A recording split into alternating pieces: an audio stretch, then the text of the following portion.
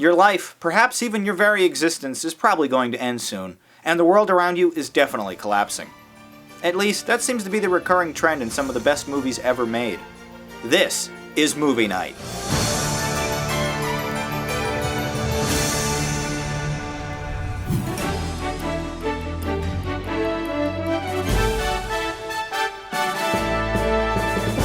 Hello and welcome to the Season 2 finale of Movie Night. I'm your host, Jonathan Paula.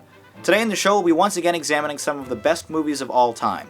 Last year, in part 1 of this series, I highlighted 10 movies that I scored a 10 on the Rate-O-Matic.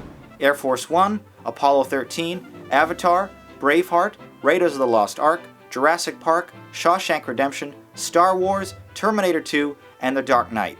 In previous episodes of Movie Night, I also scored a 10 to Rocky, Die Hard, and Back to the Future. And tonight I'm going to showcase another 10 of my favorites that we haven't yet reviewed. And later I'll reveal your list of the top 100 movies of all time. But before we start, I'd like to quickly explain the Rate-O-Matic so there's no confusion. Take this scale here. If it was 1 to 100, the 10 at the top wouldn't represent a flawless film, but rather any movie that scored above a 91. Meaning that you can score a movie in amazing, and it doesn't necessarily mean it's perfect or flawless or necessarily better than its competition. But they do represent the cream of the crop. But enough explanation, let's review some of my favorite movies, starting off in alphabetical order with The Butterfly Effect.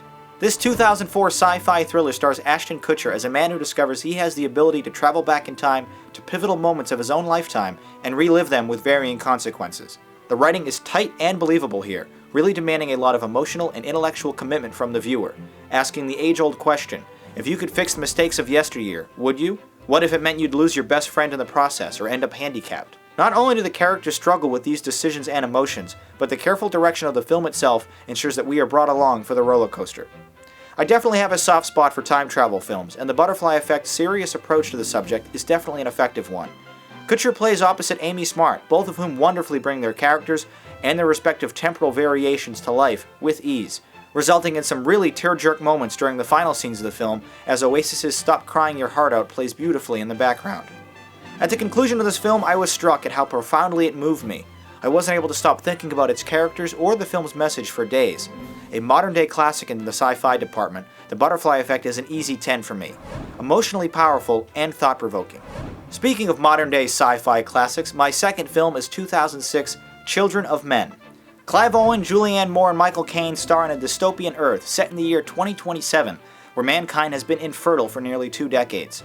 With the extinction of the human race just 1 lifetime away, Owen and Moore are delighted and burdened with the responsibility of escorting the first pregnant woman in 18 years to a safe location.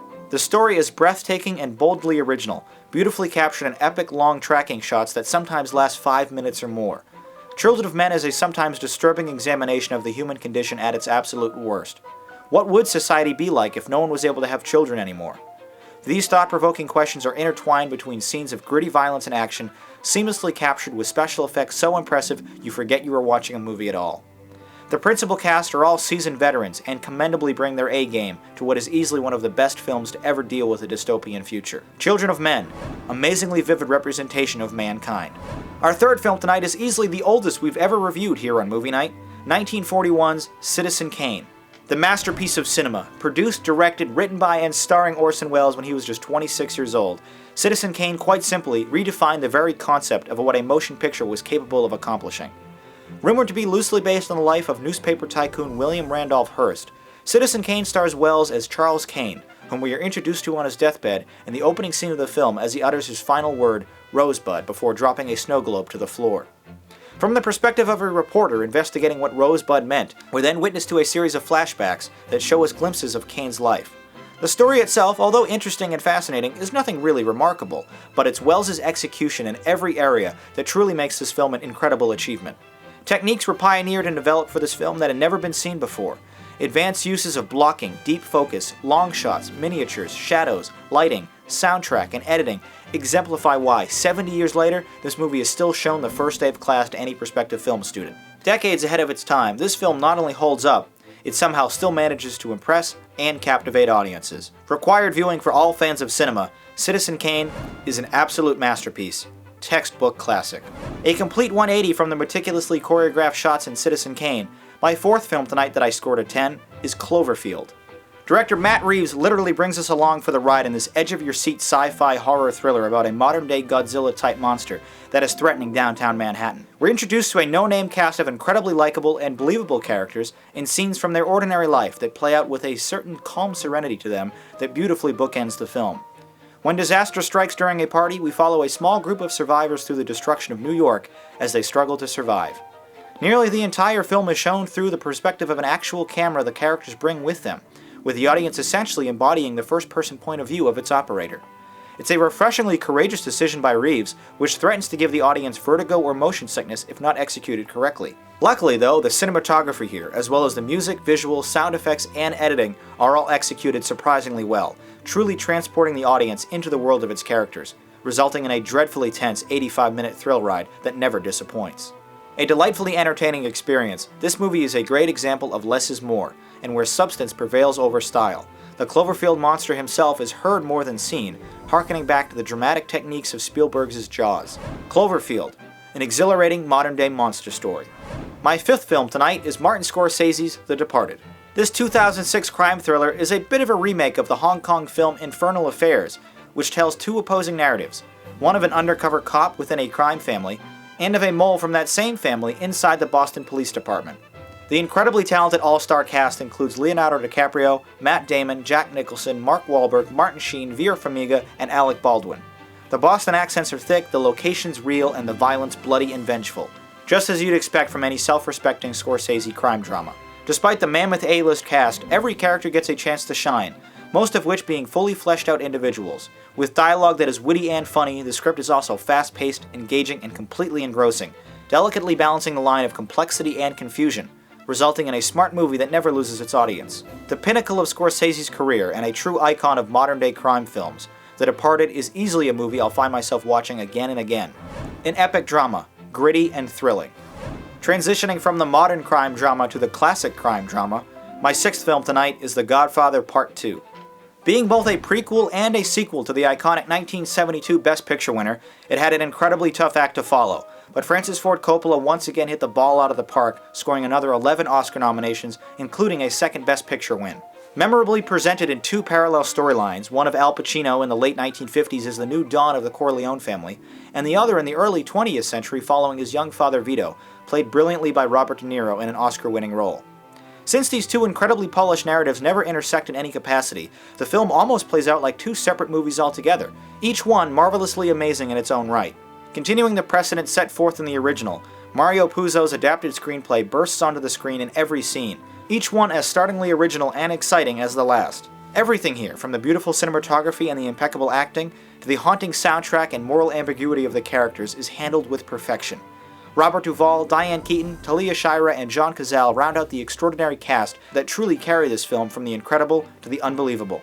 The Godfather Part 1 redefined cinema and created a whole new subgenre of crime films, but The Godfather Part 2 absolutely perfected that genre. Astonishingly captivating, a groundbreaking achievement.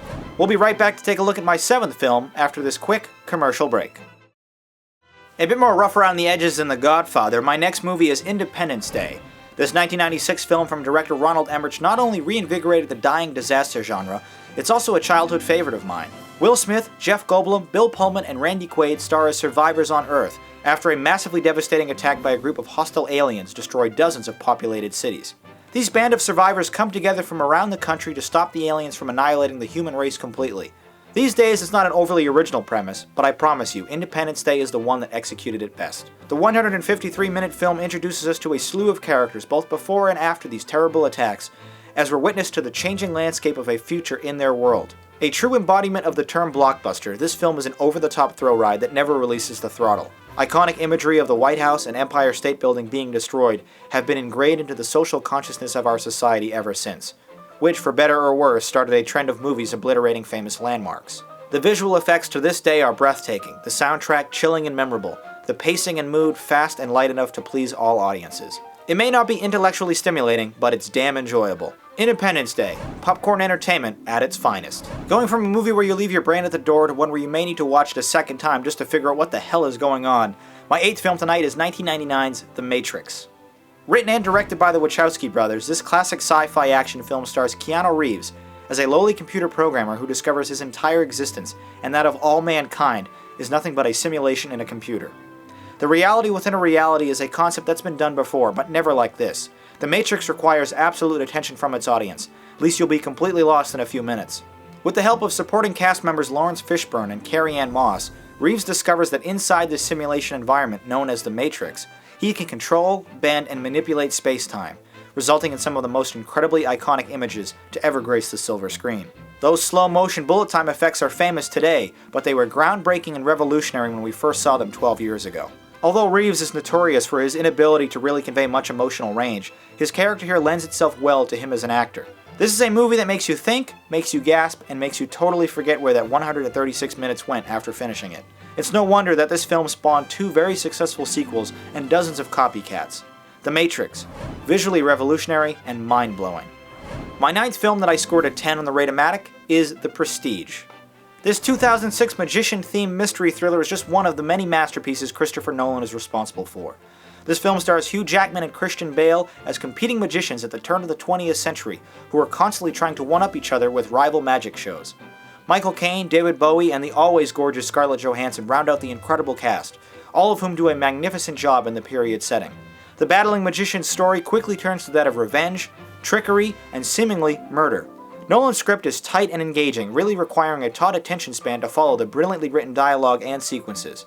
Not a film that can easily be explained, nor one that should be spoiled for those who haven't seen it. The Prestige is ultimately about the human condition to be better than your fellow man, and at what incredible lengths you'll go to get there. The surprise twists in the final scenes left me absolutely astounded, staggeringly surprising yet completely concrete in their development. A film that is truly best explored and experienced firsthand, Nolan certainly doesn't disappoint. The Prestige. A challengingly rewarding film that impresses. And last but certainly not least, my 10th film tonight is the epic final installment of the Lord of the Rings trilogy, Return of the King. At over 4 hours in length, this monumental third chapter to the incredibly massive fantasy trilogy based on the works of J.R.R. Tolkien is a true sight to behold, bringing together every single element that makes a movie great for one magical film. Matching a record only held by Ben-Hur and Titanic, Return of the King handedly won all 11 Academy Awards it was nominated for, including Best Picture in 2003. The visual effects are subtle, yet amazingly well executed. They represent the awe-inspiring display of Peter Jackson's attention to detail and cinema prowess, as he faithfully and believably brings the fictitious land of Middle-earth completely to life. All of the characters and stories from the previous 2 films, which were equally as impressive in their own right, are neatly resolved here, even if the 45-minute epilogue tends to drag towards the end. But when you're dealing with a story of this magnitude, brevity isn't always the best solution. Elijah Wood, Ian McKellen, Sean Astin, Viggo Mortensen, Orlando Bloom, and dozens of others make up the remarkable cast that absolutely became their characters. The entire Lord of the Rings series is as entertaining as it is gigantic, but this third and final movie is easily the best of the bunch. For fans of fantasy and adventure, this film more than delivered the goods, going above and beyond any normal film, a true example of getting your money's worth. Return of the King, definitely epic, an incredible adventure. Alright, well that does it for another 10 of my favorite films, but now let's take a look at the movies you rated as the best of all time. Over 12,000 votes were cast, with nearly 5,000 of them going to the top 100 films alone. But now without further ado, I present to you our revised list of the best films of all time, as voted on by the Movie Night audience. Please check the description below if you'd like to see the full list of all 100, but coming in at number 10 with 134 votes is 1999's Fight Club. Ninth on the list is Toy Story with 141 votes. With 145 is Pulp Fiction taking the 8th spot. The Dark Knight received 152 votes, landing at number 7. Perhaps fresh in your mind from last week's review, Saving Private Ryan placed 6th with 162 votes. At 5th place with 191 is Shawshank Redemption. With 198 votes, Tom Hanks makes his 3rd appearance in the top 10 at spot number 4 with Forrest Gump. In the bronze medal position is Back to the Future with 214 votes. The runner-up and new to the list this year is Inception with 224 votes. And the best movie of all time with 237 votes is Star Wars. So there it is, your top 10 movies of all time. Thank you very much to everyone who voted and contributed to make this list possible. But that does it for tonight's films, so now let's take a look at what's currently playing in theaters with some tweet critiques.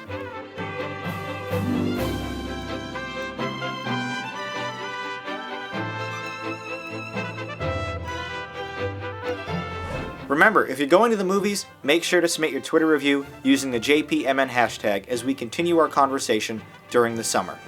But that does it for this episode and the second season of Movie Night, where we reviewed 66 films, both the great and the terrible. Season 3 of Movie Night will return this November with an extended look at all of the summer blockbusters that we're going to miss, like Cowboys and Aliens, Super 8, The Hangover 2, Transformers Dark of the Moon, Piranha 3 Double D, the reboot of Planet of the Apes, Pirates of the Caribbean 4, and many more. Until then, though, my name is Jonathan Paula. Thank you for watching Movie Night. I hope to see you right back here for Season 3.